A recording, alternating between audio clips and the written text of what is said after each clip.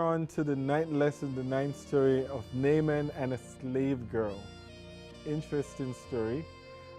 So it's interesting also how you guys looked into the inner workings of what is actually happening behind the story, which is a man that is respected, but more so he wants to be held in respect at all times. For self-respect, he seeks it. But he got healed of his disease, but he also got healed of the disease of seeking respect, self-respect that he needed. What elements of that story we learn from today, and especially how does Jesus help us to deal with our need for self-respect today? You want to start this one? Sure. So, when I reread through the story of Naaman, it kind of really struck me that it's how easy it is to misjudge people. We see, the story of Naaman. You read it and you think, how arrogant. For him, that we got this prideful man that God humbles from a standpoint of we just see him in that moment where he's saying, I got better rivers in Egypt. Why am I going to go dip in the Jordan? And the servant has to talk him down off the cliff and say, look, Elijah asked you to do something simple. And why can't you do this? And so we see that moment, we see his pride, and we just judge him as a proud person. But if you go back into the story and look at Naaman, you see Naaman had this leprosy, and this Hebrew girl told him about, hey, I've got these guys in Israel that know how to heal him. He listened to that girl, the slave girl. And then he goes to get healed, and then Elijah sends out not himself. He sends out his slave to go talk to him. His slave girl to go talk to him. And slave girl, slave boy. I can't remember. Slave boy to go out and talk to him, and he has to listen to him. And so he does listen to him. He doesn't like what he hears. Yeah. And then you see basically Naaman's kind of off the cliff. It's like, look, don't I have some dignity here? I'm just going to go back to Egypt, and I can't believe the prophet didn't even come out to see me. Can you believe that? He didn't even come out. He sent a slave boy.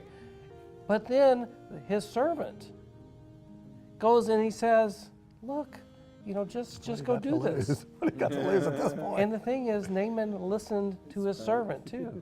So it shows you, even though it's easy for us to judge the pride in this man, Right. that there is integrity in this man too.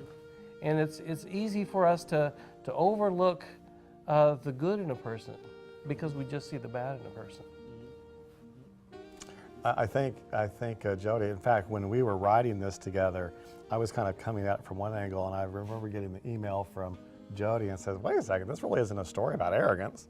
Here's a guy that he listens to the little girl, he listens to the first Elijah servant, he listens to, so here's a guy who does, as great as he is, and the Bible, that first part of chapter 5 of 2 Kings, really emphasizes he's a mighty man.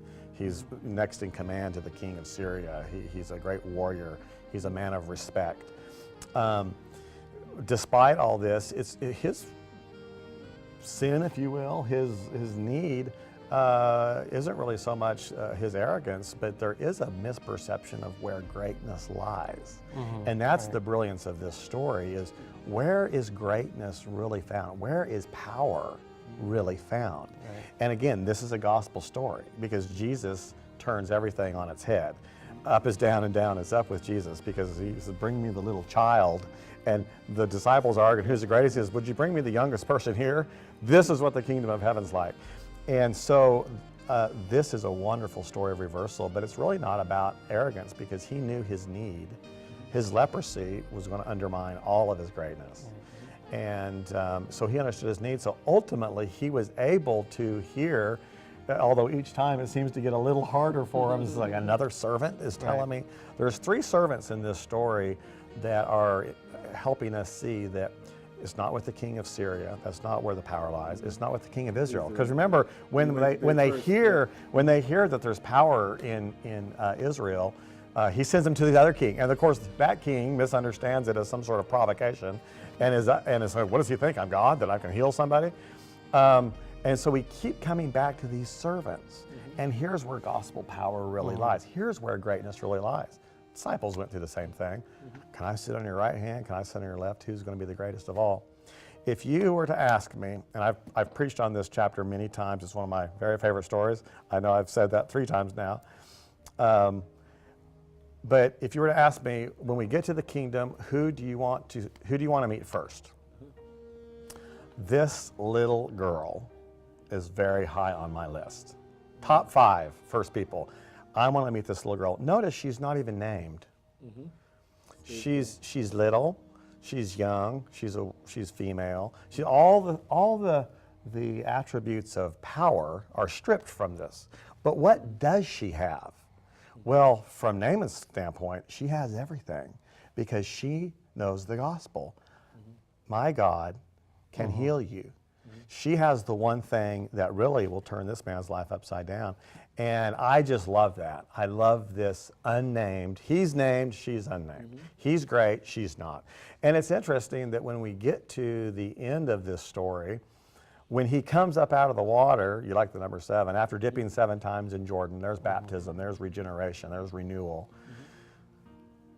When he comes up, it describes him. He had the flesh of a little child.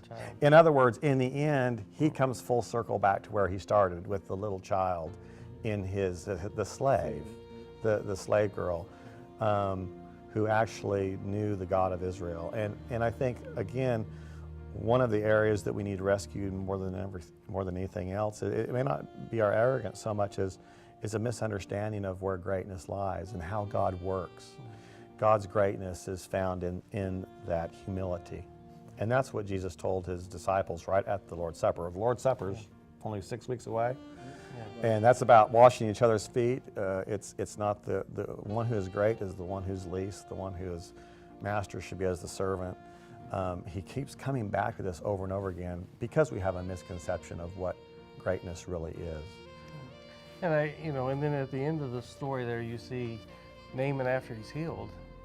He doesn't just go home, that he actually, makes sure that he goes back and thanks Elijah, and And he wants to gift. He wants to give back. He's received and he wants to give, So it shows again the integrity, and it's, to me, just the convicting thing is just that it's how easy it is for us to misjudge people. That we just see the power, the pride, and we write them off, and that's not who Naaman was. So he was restored to what, and from what was he kind of rescued? Physically, he was a leper and he restored to health. But on the spiritual level, there was a misunderstanding of where true power lied, and it wasn't in greatness as the world describes it, but it was really in the humility of the servants of God. Okay. And with that, let's move on to the next lesson.